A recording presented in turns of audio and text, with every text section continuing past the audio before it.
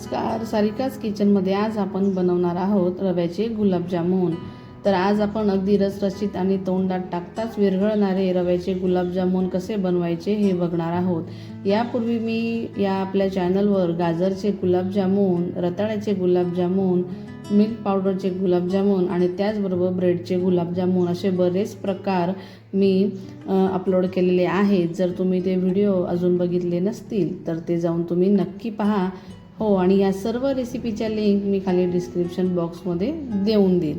चला तर मग वेळ वाया न घालवता रव्याचे गुलाबजामुन कसे बनवायचे ते आपण बघूयात।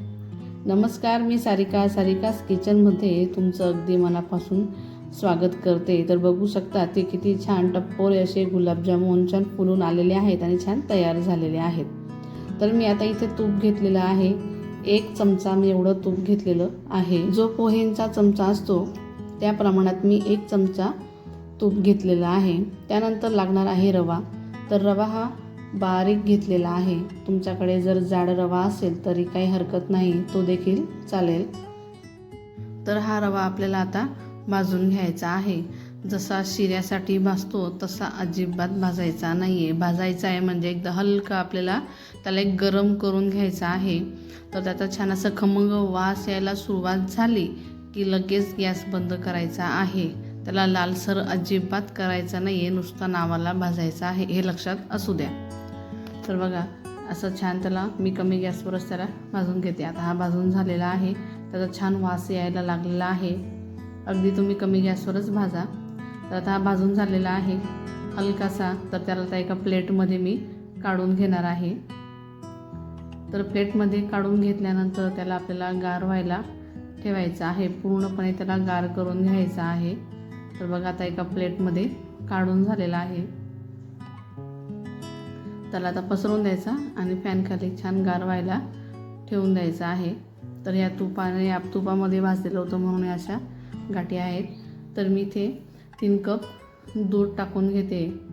तर तुम्ही हे दूध गरम करू नका, जी चूक मी केली होती ती तुम्ही करू नका। का तर ते मी पुढे सांगते।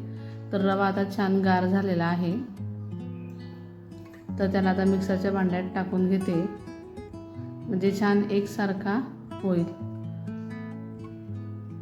आता त्यात टाकायचं आहे मिल्क पावडर। तर मी ते अर्धा कप मिल्क पावडर घेतलेलं आहे। तुम्ही वाटीचं प्रमाण घेतलं तरी चालेल, असं काही नाही की कपाचं प्रमाण पाहिजे असं। तर बघा मिल्क पावडर आणि रवा छान एकत्र मिक्स झालेला आहे। तर आता इथे दूध गरम करू नका, तुम्ही हे सगळं गार दुधामध्येच मिक्स करा, कारण मिल्क पावडर असल्यामुळे गरम दुधामध्ये गुठळ्या तयार होऊन जातात, तर ते होता कामा नये। म्हणून तुम्ही हे सर्व गार दुधामध्ये मिक्स करा। आता हे माझ्याकडून गरम दुधात मिक्स झालेलं आहे, पण ते मी सगळं व्यवस्थित नंतर मिक्स करून घेतलं आहे, मळून घेतलेलं आहे। त्यात एकही गुठळी मी राहू दिलेली नाही आहे। म्हणून तुम्हाला एक सोपा पर्याय सांगते की तुम्ही ते सगळं अगोदर गार दूधमध्ये मिक्स करून घ्या आणि मग त्याला कमी गॅसवर ठेवा।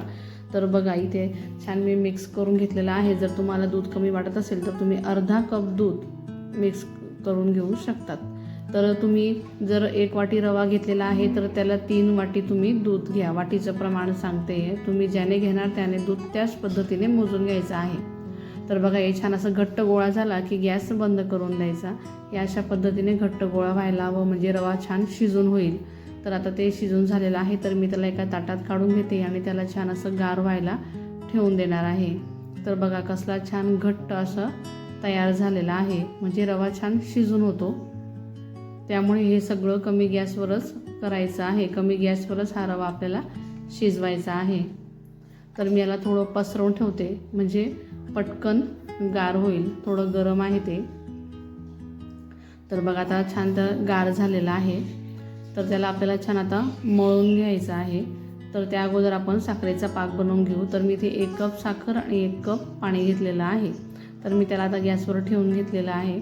तर त्यात आता टाकायचं आहे वेलची पावडर, वेलदोड्याची पावडर। तर मी ते 1 हिरवा वेलदोडा कुटून घेतलेला आहे आणि ते टाकून घेतलेलं आहे, एकच घेतलेला आहे। तर छान आता विरघळून घ्यायचं आहे आणि त्याचा छान पाक तयार करून घ्यायचा आहे। तर बघा आता मी पीठही छान मळून घेतलेलं आहे, फार चिकन असं मऊसूत पीठ तयार होतं। तर आता इथे छान आपल्याला गुलाबजामुन बनवून घ्यायचे, छान छोटे छोटे गोळे आपल्याला बनवून घ्यायचे आहे। तुम्हाला हव्या त्या साईजमध्ये, हव्या त्या आकारात तुम्ही बनवून घेऊ शकता। तर बघा कसला छान गोळा तयार झालेला आहे. अजिबात त्याला असा तळा गेलेला नाही आहे. जर तळा जात असेल तर थोडाफार तुमचा रवा कच्चा राहिला असेल, म्हणून तुम्ही पुन्हा एकदा थोडं शिजवून घेऊ शकतात. तर बघा कसले छान गुलाबजामुन हे तयार होत आहेत. तर आता हे अशा पद्धतीने सर्व गुलाबजामुन मी तयार करून घेतलेले आहेत. बघा कसले छान झालेले आहेत. तर बघा गुलाबजामुन तळताना तेल अजिबात कळकळीत गरम करू नका. मध्यम आचेवर तेल गरम करायचं आहे आणि नॉर्मल तेल गरम करायचं आहे. जास्त कळकळीत नाही आणि गार पण नाही, असं मध्यम तेल गरम करायचं आहे की गुलाबजामुन तेलात टाकताच लाल व्हायला नको, नाहीतर तो लाल होऊन जाईल, आतमधून कच्चा राहील, गुलाबजामुन फुलणार नाहीत. ज्यावेळेला गुलाबजामुन तुम्ही तळणार त्यावेळेला कमी गॅसवर तळा आणि हलकासा त्याला असा चमचा फिरवत राहायचा आहे. गुलाबजामुन पलटवत राहायचे म्हणजे सगळ्या गुलाबजामुनच्या बाजू व्यवस्थित तळून होतील. तर बघा अशा पद्धतीने मिक्स करत राहायचं आहे आपल्याला.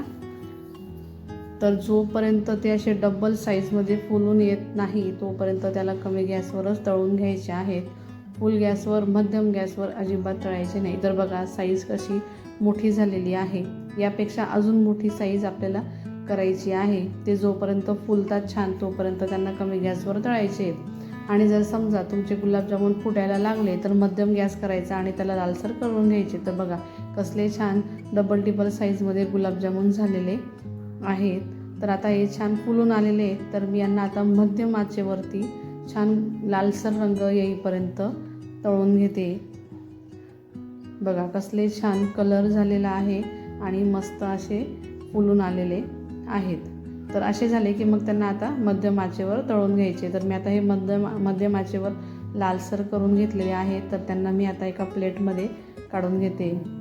तर बघा कसले सुंदर गुलाबजामुन तळून झाले, त्यांना सुंदर असा कलर आलेला आहे. तर बघा ह्या गुलाबजामुनची साईज बघा आणि ह्या गुलाबजामुनची साईज बघा, तळल्यानंतर कसले छान फुललेत आणि त्या अगोदरची साईज. तर तुम्हाला कळालंच असेल की किती छान गुलाबजामुन तयार झालेले आहेत. तर अशाच पद्धतीने मी सर्व गुलाबजामुन आता तळून घेते. चला तर मग बाकीचे गुलाबजामुन तळून घेते. बघा सगळे गुलाबजामुन एकसारखे झाले. त्यात एक गुलाबजामुन फुटायला आलेला होता दुसऱ्या बॅचला, मग मी पटकन मध्यम आचेवर करून ते तळून घेतले. तर बघा छान गुलाबजामुन झालेले आहेत. तर आता इकडे पाकही तयार झालेला आहे. तर हे सर्व गुलाबजामुन मी आता एका बाउलमध्ये काढून घेतलेले आहेत. यावर आपल्याला आता पाक टाकून घ्यायचा आहे. पाकही छान तयार झालेला आहे आणि हे गुलाबजामुन पाकात भिजवून आपल्याला जवळजवळ 3 ते 4 तास ठेवायचा आहे. म्हणजे त्यात छान असा जो पाक आहे तो छान मुरतो आणि आतपर्यंत तो रस छान असा लागतो, साखरेचा पाक लागतो. असे रसरशीत गुलाबजामुन तयार होतात. बघा कसले छान गुलाबजामुन दिसत आहेत. खाल्ल्यानंतरही म्हणणार नाहीत की ते रव्याचे गुलाबजामुन आहेत असं. बघा कसला छान पाक त्यात मुरलेला आहे, छान आतपर्यंत गेलेला आहे. तर एका वाटीत मी तुम्हाला काढून दाखवते की कसले छान गुलाबजामुन तयार झालेले आहेत, छान फुलून आलेले आहेत आणि कसले सुंदर असे गुलाबजामुन दिसत आहेत. तर तुम्हाला ही रेसिपी कशी वाटली मला कमेंट करून नक्की सांगा. व्हिडिओला लाईक करा, शेअर करा आणि चॅनलवर नवीन असाल तर चॅनलला देखील नक्की सबस्क्राईब करा. आणि हो, इतर गुलाबजामुनचे प्रकार जे मी सांगितले ते नक्की करून बघा आणि हा रव्याचा गुलाबजामुन हे देखील नवनवीन गुलाबजामुन तुम्ही ट्राय करून बघा. आवडल्याशिवाय राहणार नाही. तर मग भेटूया पुढच्या रेसिपीसोबत. तोपर्यंत धन्यवाद.